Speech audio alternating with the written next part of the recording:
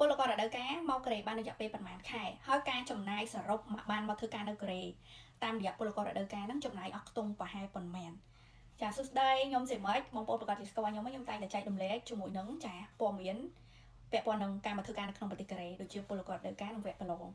ចែករំលែកពីបទពិសោធន៍ពិតជីវិតពិតដែលធ្វើការនៅប្រទេសកូរ៉េរស់នៅនឹងផ្ទាល់ចាអញ្ចឹងខ្ញុំនឹងនិយាយប្រាប់បងប្អូនលម្អិតពីការឲ្យមកធ្វើការនៅកូរ៉េតាមរយៈរដូវកាលចាពលកររដូវកាលឥឡូវហ្នឹងគឺគេឲ្យវីសាមកធ្វើការបាន8ខែណាបងប្អូនណាសុពលភាពរយៈពេល8ខែយើងមកបាន8ខែមកដល់កូរ៉េ8ខែចប់ភារកិច្ចទៅខ្មែរវិញបើសិនជាយើងធ្វើការល្អការងារយើងល្អប៉កែណាមនុស្សអត់ធ្មត់តកែស្រឡាញ់ចូលចិត្តក្រសួងអីគេនឹងរៀបចំយកបងប្អូនមកមួយសារទៀតទេហើយអ្នកចាស់អត់ប្របាក់រៀបឯកសារដូចបងស្រីខ្ញុំបើកវងកញ្ចក់បន្តិចបងស្រីខ្ញុំផ្ទាល់មកបាន3ដងហើយរដូវកាលណាបងប្អូនណាគឺគាត់មកតាមរយៈក្រសួងផ្ទាល់ហ្មងហើយសម្រាប់ការចំណាយសរុបណាមកបានមកបងប្អូនត្រៀមខ្ទង់$2000ជាងតិចតួចមកបានមកណាបងប្អូនអ្នកគ្នាណាចារៀបឯកសារនៅខ្មែរប៉ុណ្ណឹងហើយពេលដែលបងប្អូនឡើងយន្តហោះមកយើងត្រៀមលុយចាយ3-4-500ជាប់ខ្លួនទុកចាយនៅកូរ៉េពេលដាច់ខែទៅត្រឹមតែយើងបើកលុយហ្នឹងហើយអញ្ចឹងការចំណាយជាមួយនឹងក្រសួងមកតាមរយៈក្រសួងគឺអស់ប៉ុណ្ណឹងហើយសុវត្ថិភាពមកដោយស្របច្បាប់បងប្អូនណាស្ដាប់ឲ្យច្បាស់ណាព្រោះមានរឿងមកធ្វើការស្រុកគេនៅកូរ៉េនេះមានឲ្យបាក់ពួកខ្លះវាចាំឈរបោកបងប្អូនចាំបោកប្រាស់យកលុយបងប្អូនវាឃោសនាចាវារកស៊ីបោកប្រាស់វាព្យាយាមឲ្យអស់ទាញបងប្អូនអ្នកគ្នាថាចង់មកកូរ៉េតាមរយៈរដូវកាលដាក់លុយ4000មក5000ឬក៏6000មកទៅនាមកបានមកចុះកុំជឿគឺបោកខ្ញុំហ៊ាននិយាយថាបោក 100% ហ្មងព្រោះមានតែក្រសួងមួយគត់បងប្អូនណាដែលអាចជឿជាក់ទុកចិត្តបានអស់លុយដឹងតែបានមកណាបងប្អូនអ្នកគ្នាចារដូវកាលបងប្អូនណាមានតែក្រសួងមួយទេនិយាយរួមទៅបើយើងណាអត់មានបងប្អូនដែលជាសញ្ជាតិកូរ៉េគេធានាគឺយើងគ្មានវិធីណាមកកូរ៉េបានក្រៅពីក្រសួងមួយទេសម្រាប់អ្នកដែលគាត់ចង់មកធ្វើការណាបងប្អូនចង់ស្ដាប់ចំណុចឡើងនឹងឲ្យច្បាស់ចាំមិនចែករំលែកដូចខ្ញុំដូចបងប្អូនខ្ញុំឬក៏អ្នកផ្សេងគាត់ចង់មកធ្វើការនៅប្រទេសកូរ៉េតែអត់មានបងប្អូនសញ្ជាតិកូរ៉េទេអត់មានបងប្អូនណាមកការប្តីកូរ៉េបានសញ្ជាតិអីមកធានាយើងយកទៅបានទេអញ្ចឹងយើងមានតែក្រសួងដែលអាចយកយើងមកបានអញ្ចឹង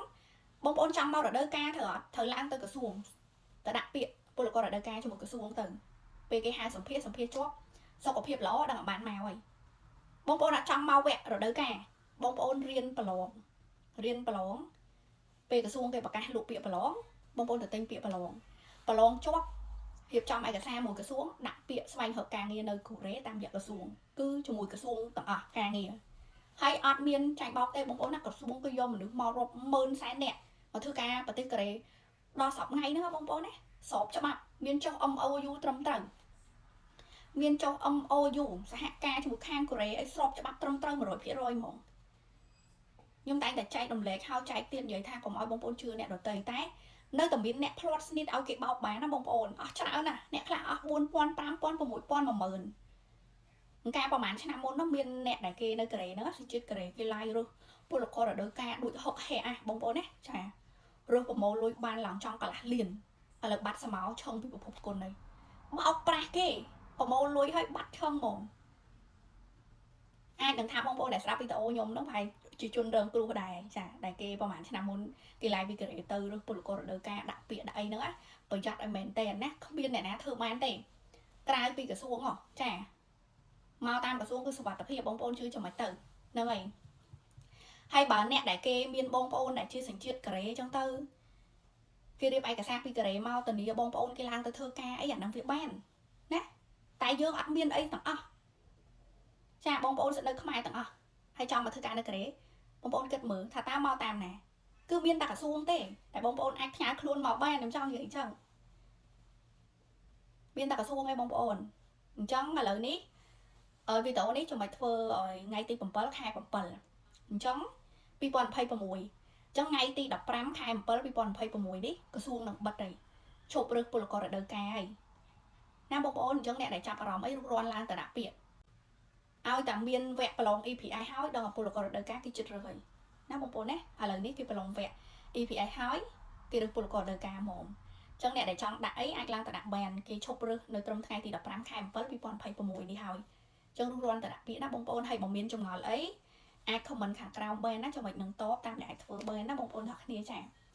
ហើយបញ្ជាក់ទៀតចង់បើធ្វើការនៅកូរ៉េគឺមានតែក្រសួងមួយគត់ដែលបងប្អូនអាចផ្ញើខ្លួនផ្ញើប្រាក់មកបានអត់មានការចាញ់បោកអីទេបានមក